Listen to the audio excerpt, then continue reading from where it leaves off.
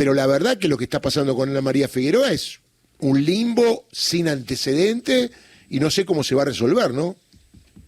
Sí, absolutamente. E incluso es interesante notar que en realidad sí hay algunos antecedentes, y de hecho hay varios jueces que siguieron más allá de los 75 sin tener un pliego aprobado, pero teniendo el pliego en trámite, y la Corte no hizo absolutamente nada. Incluso hubo casos de jueces que estuvieron desde los 75, por ejemplo, a los 77. No, perdóneme, no hay casos porque en ninguno de esos casos la Corte intervino, a eso me refiero, ¿no?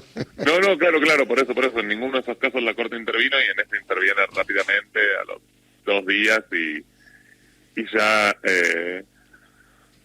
ya plantea un escenario en el que esta situación, en la que facilita que salgan estos fallos contra Cristina Kirchner, ya queda configurada. ¿Y por qué el efecto soplón?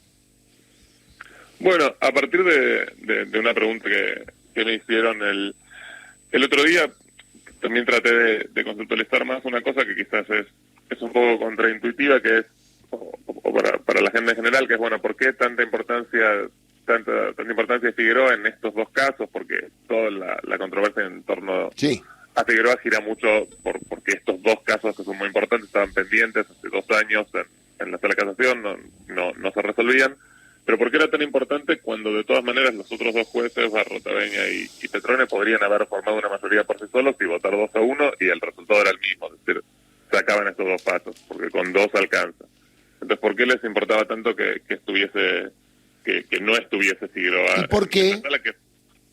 Que Figueroa había estado durante los 2 años en la tramitación de las causas. Entonces, hay muchos estudios, investigaciones, especialmente en otros países, que hablan de cómo los jueces cambian su voto. Es decir, cuando los jueces van a votar de una manera muy ideologizada o politizada, incluso se pueden formar una mayoría por sí solos, suelen cambiar su voto si hay una disidencia que vote de acuerdo a derecho, porque esa disidencia, el efecto que tiene es poner el carácter más ideológico que jurídico del voto de la mayoría, tanto ante el público como ante ellos mismos, frente a sus colegas. Es decir, tiene ese efecto de alguien dentro del propio fallo está marcando que lo que estás haciendo está netamente mal. Qué interesante, es como que deja marcada la cancha en cuanto a que, mirá, acá legalmente lo que pasa es esto, acá hay 2 tipos que votaron de otra manera, pero no siguiendo los cánones de lo que dice la ley. Exactamente, y lo que es interesante también es que lo que está bastante estudiado es que no solo es que en estos casos buscan o esperan hacer 2 o votan solamente de esa forma y son 3, sino que incluso hay un juez que puede tener ese efecto, o una jueza, ese efecto de la disidencia, de marcar lo que realmente se debería haber hecho.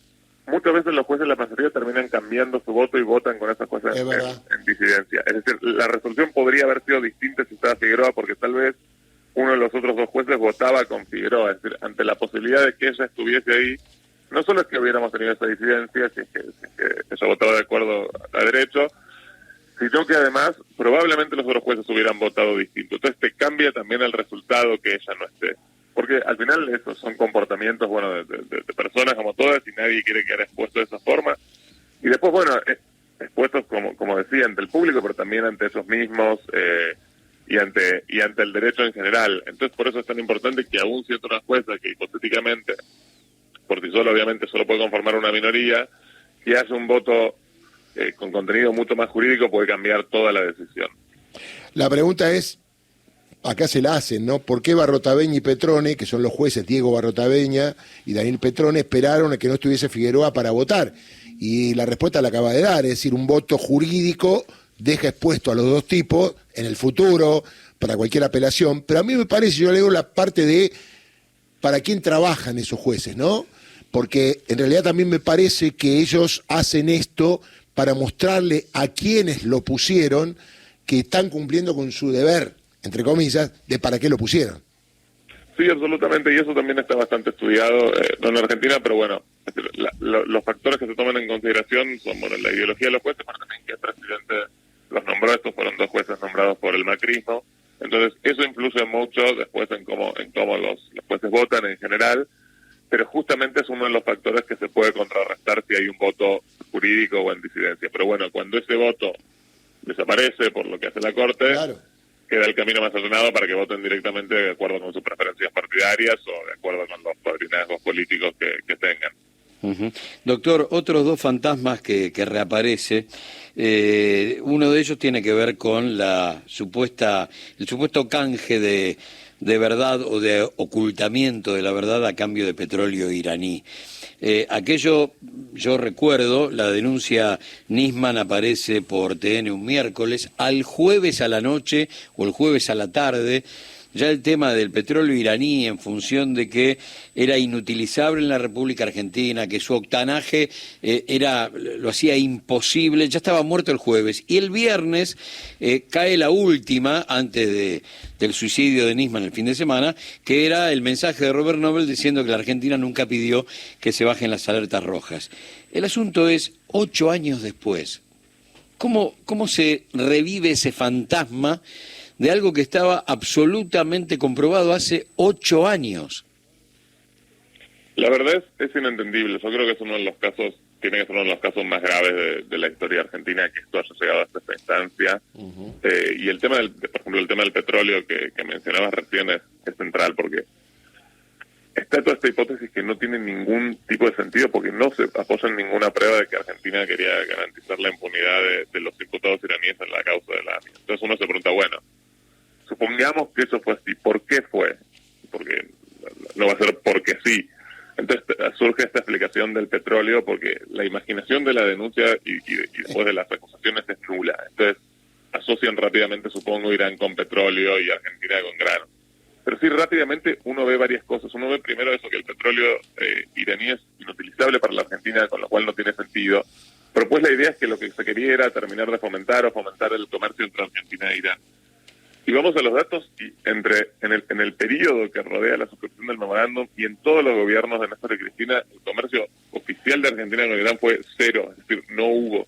E incluso bajó el comercio entre privados. Entonces es una narrativa que no tiene absolutamente ningún sentido, así como tampoco tiene sentido que decir que un memorándum que puede gustar más o no, pero que tuvo claramente el objetivo de intentar destrabar la causa del atentado a la AMIA para buscar justicia, que fue lo que hicieron casi todos los imputados en gran parte de su vida, ayudar a que esa causa avance.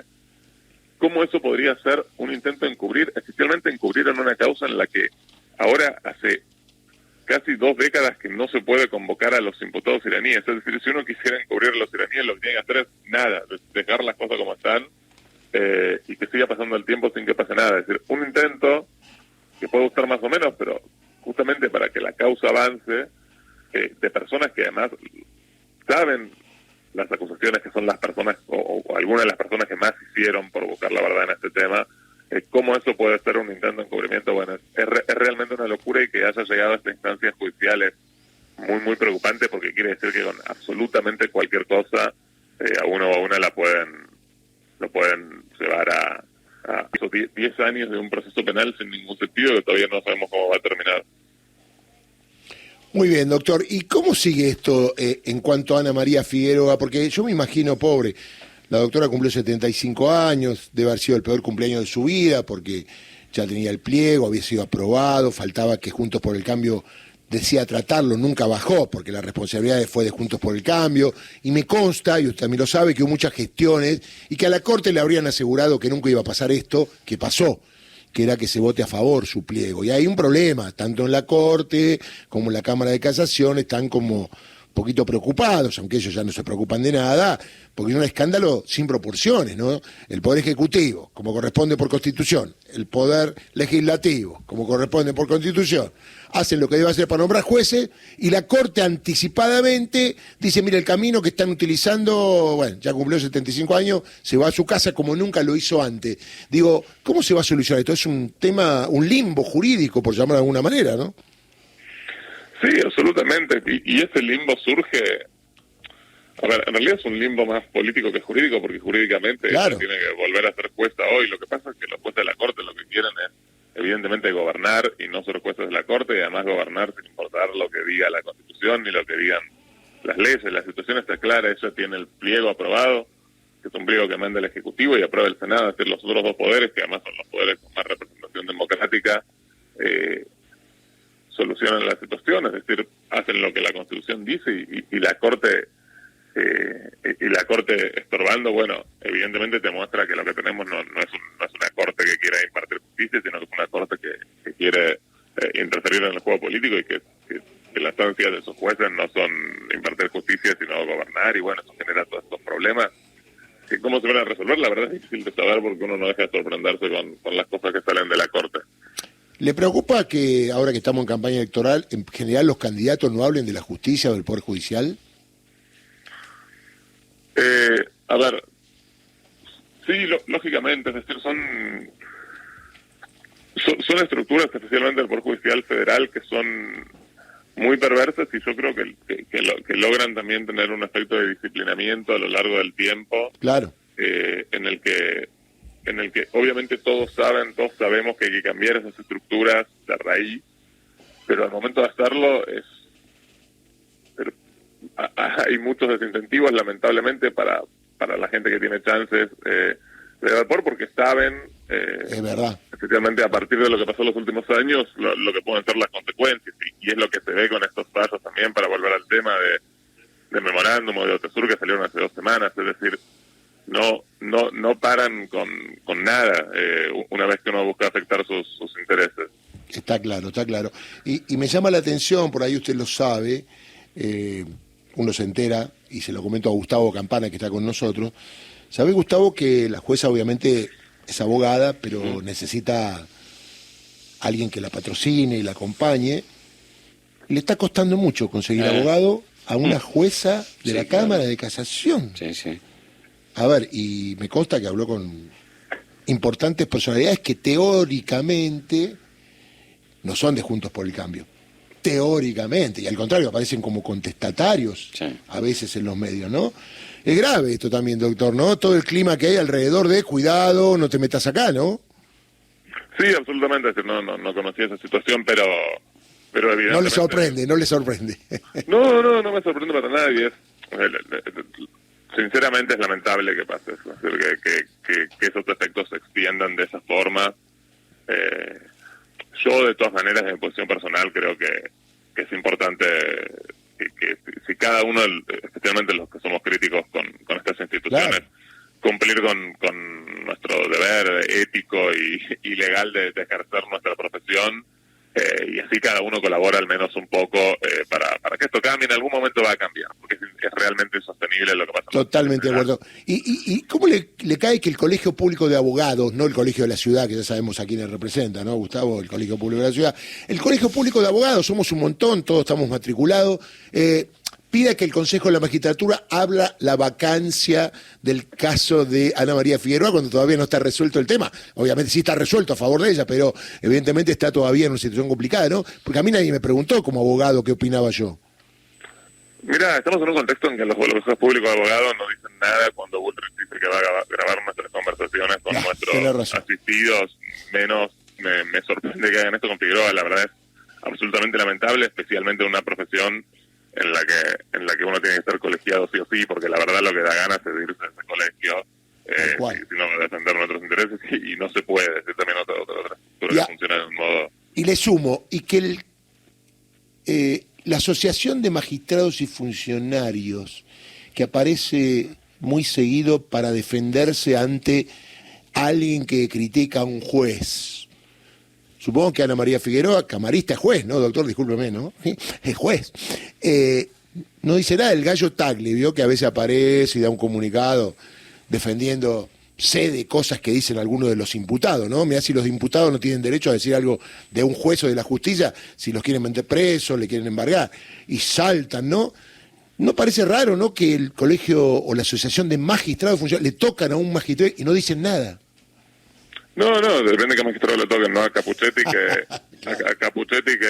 no hace una medida de prueba hace un año para investigar un atentado que puede haber cambiado nuestra historia, se le hace una crítica y salen a defenderla. Y acá, cuando obviamente se afecta los derechos laborales de una persona, además con la verdad institucional que tiene, obviamente no dicen nada. No, por eso, son un montón de instituciones y una estructura en general que funciona de manera totalmente coordinada y que la verdad es muy, muy grave.